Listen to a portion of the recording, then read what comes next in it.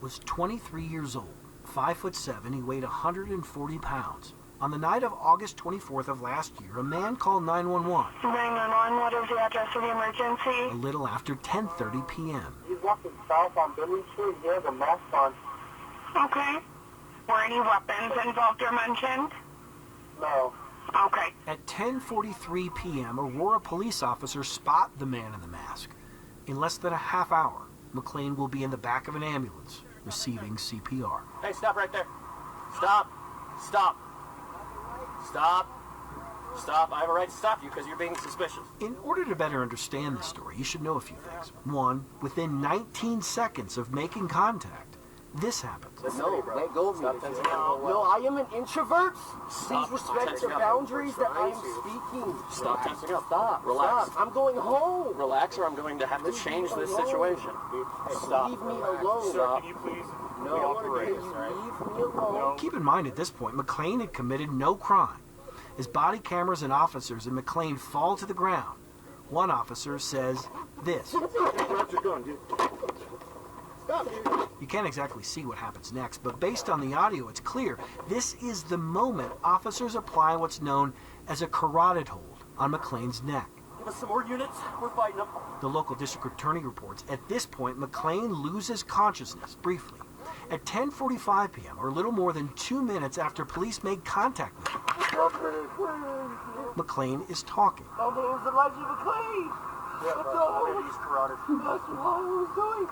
I was just going home. 8 minutes will pass with McClain handcuffed down to the ground, occasionally throwing up, occasionally causing officers to say this. Dude, chill out. And then at 10:54 p.m., with McClain still on the ground, an officer says this. So when the ambulance gets here, we're going to go ahead and give him some ketamine. Yeah, sounds good. Let's give that a couple of minutes and we'll put him on. Whatever he's on, he has an incredible strength. Yeah, crazy strength. 1 minute before 11 p.m., McClain receives 500 milligrams of ketamine, an anesthetic. An autopsy will suggest McClain had a therapeutic level in his blood. In other words, not enough in the mind of the coroner to kill him. It looks like he started kicking. 7 minutes later, He just poured.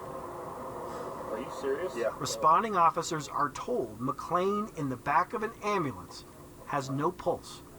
He would be revived, but 3 days later, doctors would remove life support for the brain-dead 23-year-old. Chris Vanderveen, 9 News. Okay, yeah, you guys.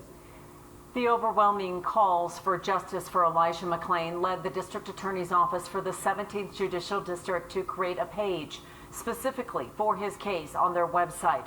On it is the DA's statement and decision letter. At the bottom of the page is a form so that people can submit. What I would like to say is that you just saw an execution of a young man on the streets of America by white supremacist police officers. I'm tired of every time a young man is walking down the street, he looks suspicious. Ahmaud Arbery, Elijah McClain, and so many others have lost their lives just for looking so-called suspicious. There was a camera tape of Elijah McClain going into a store. He had on his mask, jacket. He purchased some beverages. At that time, when he had on a mask, the clerk could have called the police. He paid for his beverages. He bowed to everybody and walked out the store.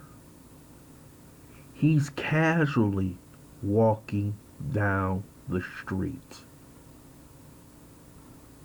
And he loses his life over a phone call by a resident of Aurora, Colorado. It only took 19 seconds before those police officers got out the car until they started tussling with Elijah McClain. Sounds similar to another case. Cops jump out the car, and before you know it, Tamir Rice is dead. This has to stop. There's no way in hell a white man walking down the street in a black community. No one makes a call. And if they did, the police would come and they never would approach that white man. But if we happen to be walking down the wrong street, a phone call is made, our life is in jeopardy. This is an execution. This is a murder. And let's make no mistake about it. Because there's no reason for you to lose your life walking down the street when you have committed no crime. The only crime you committed is that a white supremacist can make a phone call and say that you look suspicious.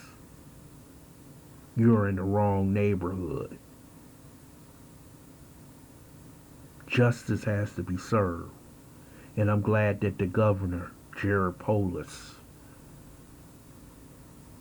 got a special prosecutor on this case so they can look over the evidence, because this district attorney seems to be in the pocket of the PBA and the police department, because these three gentlemen were released.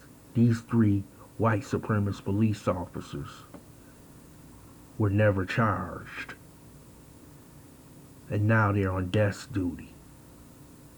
I want to see how long it takes before the cuffs are put on these officers. These officers could not apprehend a 5'7", 140-pound man. They had to choke him to death to where he was throwing up constantly. This is inexcusable, but it seems to be happening over and over again. How many of these cases have you seen with young white men just casually walking down the street and they end up in an ambulance or in a hospital or end up dead? You never see it. It's time for justice, and justice must be served for Elijah McClain's family. I want to thank you for listening to Black Site. I hope you subscribe to this channel, smash that like button, and share this video.